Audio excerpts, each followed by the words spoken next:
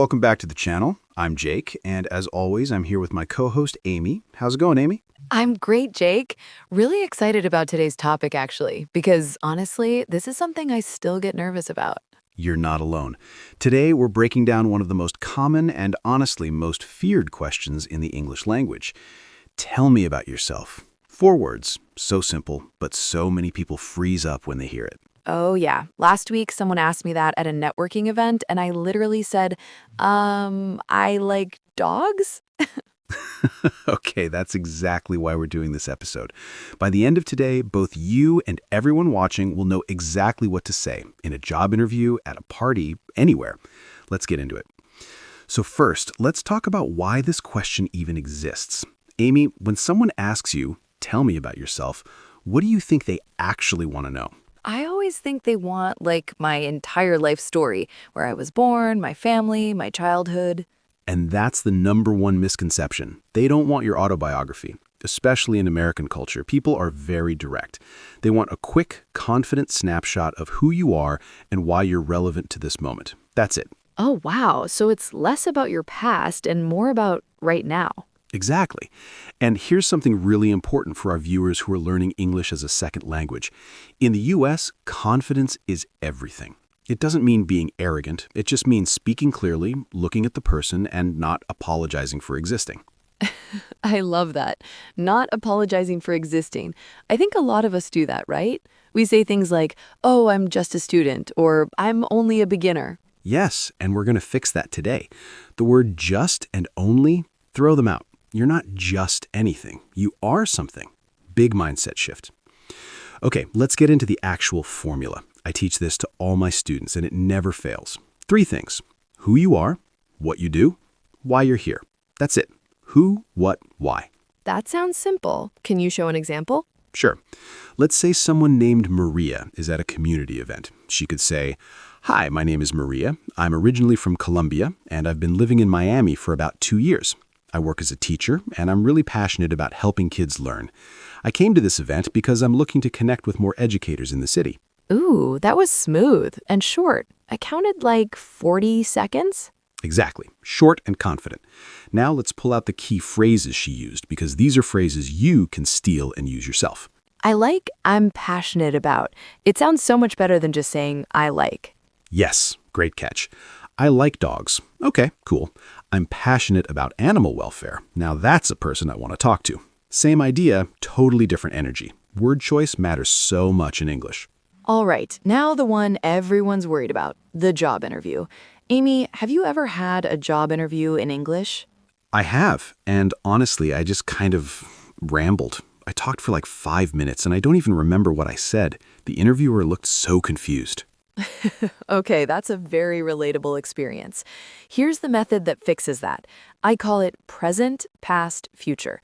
You start with what you do right now, then briefly mention your background, then connect everything to why you want this specific job. Okay, so you're basically telling a story. Exactly, and stories are memorable. Let me show you. Imagine someone named Carlos is interviewing for a marketing job. Present. Currently, I work as a social media coordinator with 3 years of experience growing brand accounts. Past, I studied communications at UT Austin, and after graduation, I worked at a digital agency where I helped clients increase their online engagement by over 40%. Future, I'm now looking for a role where I can lead bigger campaigns and be part of a creative team, which is exactly why I applied to your company. Wow, that last part, which is exactly why I applied to your company, that sounds so good. It's like he did his research. That's the whole point. American interviewers love when you connect your answer to their company. It shows you're not just applying everywhere randomly. You chose them. That's flattering, and it makes you stand out. What if you don't have much work experience, though? Like if you're a student or a new graduate? Great question. Same formula, just adjust. For the past section, you can use your education, internships, volunteer work, or even personal projects. Don't say, I don't have experience. Say, I recently graduated from X, and during my studies, I did Y. There's always something to work with. Okay, let's switch gears. Forget the interview room. You're at a party in the US. Someone walks up to you, smiles, and says, hey, so tell me about yourself. What's different about this situation? It's way more relaxed, right? Like you don't need to talk about your career goals or anything. Exactly. In casual settings, Americans want to feel a connection. They want to find something in common with you. So you can be a little more personal, share a fun fact, make a small joke, show some personality. And here's the golden rule of American small talk. Ooh, what's that? Always ask a question back. Always. If someone asks you about you and you just talk about yourself for 2 minutes and then go quiet, that's weird. You end with, what about you? Or, have you been here long? Or, how do you know the host? It shows you're genuinely interested in them. I didn't realize that was such a big deal in American culture. It's huge. Americans value reciprocal conversation. That means going back and forth. It's not a monologue, it's a dialogue. Now let me show you a casual example. Let's say I walk up to you at a party, Amy. Ready? Hey, so tell me about yourself. Hey, I'm Amy. I'm originally from South Korea, but I've been in New York for about a year now, still figuring out the subway system. I'm studying graphic design, and on weekends, I love checking out the food scene here. The pizza is unreal. What about you? Are you from New York? Perfect. Did everyone see what she did there? Name, where she's from, a little self-aware joke about the subway, what she does, a personal interest, and then a question back. That's it. That whole thing was under 30 seconds, and now we have a real conversation going. All right, mistake time. These are real mistakes I see all the time, and I want you to recognize them so you can avoid them. Number 1, talking too long. Guilty. I mentioned the 5-minute ramble earlier. In an interview, 60 to 90 seconds maximum. Socially, 20 to 30 seconds. Time yourself when you practice. Mistake number 2, memorizing your answer word for word. Why is that a mistake? Isn't practicing good? Practicing is great, but memorizing word for word makes you sound like a robot. And the moment you forget one word, the whole thing falls apart and you panic. Instead, memorize the structure, know your 3 points, then speak naturally from there. Oh, that's a good distinction. Structure, not script. Exactly. Mistake 3, being too humble. This is super common with English learners from many cultures where modesty is valued. You say things like, I'm just a student, or my English isn't very good, but... Oh, wow, yeah. I say, my English isn't perfect all the time at the beginning of conversations. Stop doing that. You're already communicating in English. That's incredible. Own it. Instead of, my English isn't great, just speak. Let your English speak for itself. And instead of, I'm just a student, say, I'm currently studying business at NYU. Same thing, completely different confidence level. What's mistake 4? No eye contact. In American culture, eye contact means confidence and honesty. If you're looking at the floor or constantly looking away, people think you're nervous or untrustworthy, even if you're saying perfect English.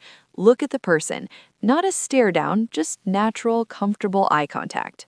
Okay, we're going to do a live practice run. Amy, I want you to pretend I'm a hiring manager for a marketing company. I'm going to ask you the question. Don't overthink it, just use the framework. Ready? Okay, I'm nervous. Whew, ready. So, Amy, tell me about yourself. Sure. So currently, I create content for small businesses on social media. I've been doing that for about 2 years. Before that, I studied communications in college, where I ran our campus Instagram account and grew it from 500 to 5,000 followers. I'm really passionate about looking for a role now where I can work on bigger brands and be part of a creative team. And from what I've seen of your company's campaigns, I think this could be a great fit.